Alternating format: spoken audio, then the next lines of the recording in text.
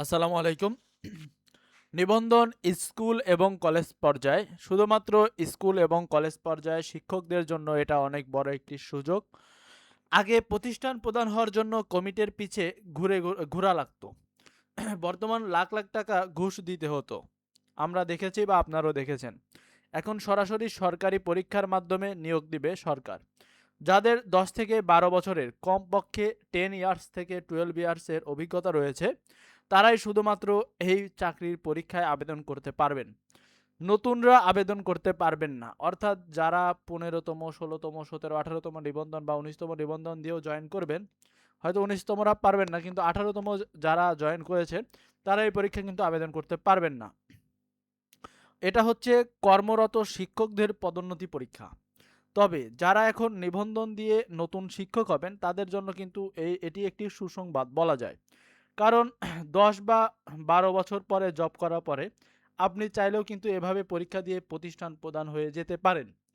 আমরা এখন দেখব যে এই ৮ম এনটিআরসি এর এখানে ৮ম এনটিআরসি এর নিয়োগ পরীক্ষা ২০২৬ প্রতিষ্ঠান প্রধান এবং সহকারী প্রধান, অর্থাৎ সহকারী শিক্ষক এবং মাধ্যম অর্থাৎ কলেজ পর্যায়ে যারা শিক্ষক রয়েছেন তাদের কতগুলো শূন্যপদ রয়েছে সেগুলো আমরা এখন বিস্তারিত আলোচনা করব। দেখুন এখানে এমপিওভুক্ত শিক্ষা প্রতিষ্ঠানসমূহে প্রতিষ্ঠান প্রধান এবং সহকারী প্রধান পদে আগ্রহী যোগ্য প্রার্থীদের নিম্নরূপ অধিদপ্তর ভিত্তিক শূন্য পদে অনলাইনে আবেদন আহ্বান করা হচ্ছে।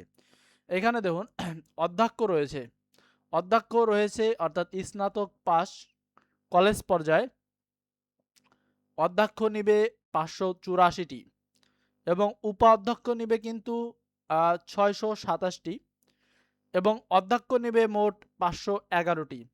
এরপরে নিবে দেখুন অধ্যক্ষ নিবেন, অর্থাৎ এটি কিন্তু হ্যাঁ, উচ্চ মাধ্যমিক কলেজ পর্যায়ে, অর্থাৎ উচ্চ মাধ্যমিক অর্থাৎ ইন্টার ফার্স্ট ইয়ার এবং ইন্টার সেকেন্ড ইয়ার, অর্থাৎ ৩ এবং ৪ নম্বর হচ্ছে ইন্টার ফার্স্ট ইয়ার এবং ইন্টার সেকেন্ড ইয়ার, আর এটি হচ্ছে স্নাতক অর্থাৎ অনার্স ফার্স্ট ইয়ার থেকে মাস্টার্স পর্যন্ত প্রথম দুইটা, আর পরে দুইটা ইন্টারমিডিয়েট পর্যায়ের জন্য অধ্যক্ষ নেবে মোট উচ্চ মাধ্যমিক বিদ্যালয়ে নেবে মোট ২৫৭টি।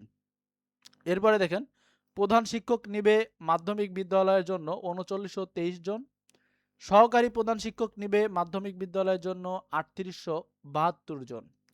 এরপরে দেখুন প্রধান শিক্ষক অর্থাৎ নিম্ন মাধ্যমিক বিদ্যালয়ের জন্য নিবে মোট ৫০৪ জন।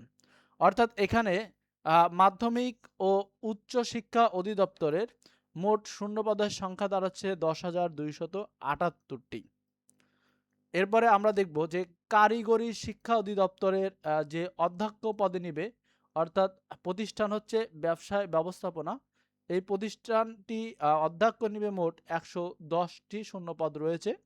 আর এখানে অধ্যক্ষ বা যে কারিগরি শিক্ষা বোর্ডকে যে সহকারী তাকে সুপার বলা হয়, অর্থাৎ ভোকেশনালে তাকে সেখানে নেবে হলো মোট ৪০টি। অর্থাৎ এখানে মোট শূন্যপদ রয়েছে ১৫০টি। এরপরে দেখুন এখানে রয়েছে মাদ্রাসা শিক্ষা অধিদপ্তর। এখানে অধ্যক্ষ নেবে কামিল পর্যন্ত যেখানে রয়েছে, সেখানে মোট ৩৪টি শূন্যপদ রয়েছে। উপ অধ্যক্ষ সেখানে মোট শূন্যপদ রয়েছে ৫৩ জন বা ৫৩টি নিবে এবং অধ্যক্ষ ফাজিল পর্যন্ত রয়েছে ২০২টি, যেটা আমরা হাই স্কুল লেভেল পর্যন্ত বলে থাকি। অর্থাৎ এটা হচ্ছে কলেজ পর্যায়ে, ফাজিল হচ্ছে কলেজ পর্যায়ে আর কামিল হচ্ছে কি অনার্স পর্যায়ে, আর এখানে আলিম হচ্ছে আলিম বা দাখিল এখানে নিবে বলছি। দেখুন ফাজিলে উপ অধ্যক্ষ নেবে মোট ৩৪৩টি এবং অধ্যক্ষ নিবে আলিম পর্যায়ে মোট ২১৯টি, উপ অধ্যক্ষ নিবে আলিম পর্যায়ে ৩৭৭টি এবং সুপার নিবে দাখিল পর্যায়ের ৮৯৯টি এবং সহকারী সুপার নিবে দাখিল পর্যায়ে মোট ১০০৪টি। অর্থাৎ মাদ্রাসা শিক্ষা অধিদপ্তরের মোট শূন্য পদের সংখ্যা হলো ৩১৩১টি।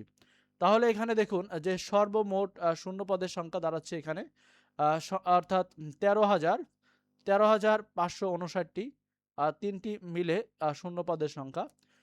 এর সংখ্যা কিছু হেরফের হতে পারে, অর্থাৎ কিছু কম বেশি হতে পারে, অর্থাৎ ১৩,৫৫৯টি থেকে। তাহলে এটা কিন্তু একটি বড় সুখবর। আর সবচেয়ে বড় খারাপ লাগার বিষয় হলো এখানে তদবির কিন্তু অযোগ্যতা হিসেবে বিবেচিত হবে। যদি আপনি তদবির করেন বা কোনোভাবে ধরা পড়েন তাহলে কিন্তু আপনার চাকরি কিন্তু ক্যান্সেল করা হবে। আর এখানে মেধাক্রম ও পছন্দক্রম অনুসারে স্বয়ংক্রিয় পদ্ধতিতে নিয়োগ সুপারিশ করবে কিন্তু, অর্থাৎ এনটিআরসিএ। এটি কিন্তু যারা অনেকদিন অনেকদিন চাকরি করছেন তাদের জন্য একটি বড় সুযোগ, এবং এর কিন্তু সুযোগ সুবিধাও রয়েছে। এই ছিল আজকের এনটিআরসি নিয়ে সবচেয়ে গুরুত্বপূর্ণ কথাবার্তা। আর যারা সামনে 19তম নিবন্ধন পরীক্ষা দিবেন তাদের উদ্দেশ্যে কিছু কথা। আমাদের এই চ্যানেলটিতে অবশ্যই 19তম শিক্ষক নিবন্ধন এর জন্য যে আপনাদের ফাইনাল মডেল টেস্ট এবং শেষ সময় যে ফাইনাল সাজেশন কিন্তু এখানে প্রদান করা হবে। বর্তমানে আমরা কিন্তু কোশ্চেন ব্যাংক ব্যাখ্যা সহ সলভ করছি।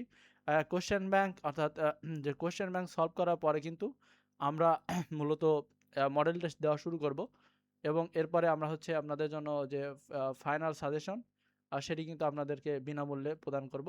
সবাই আমাদের চ্যানেলটিকে সাবস্ক্রাইব করে পাশে থাকবেন, এবং এই এনটিআরসি এর শেষ যে আপডেট আসবে সেগুলো আপনাদের এখানেই জানিয়ে দেব। সবাইকে অসংখ্য ধন্যবাদ।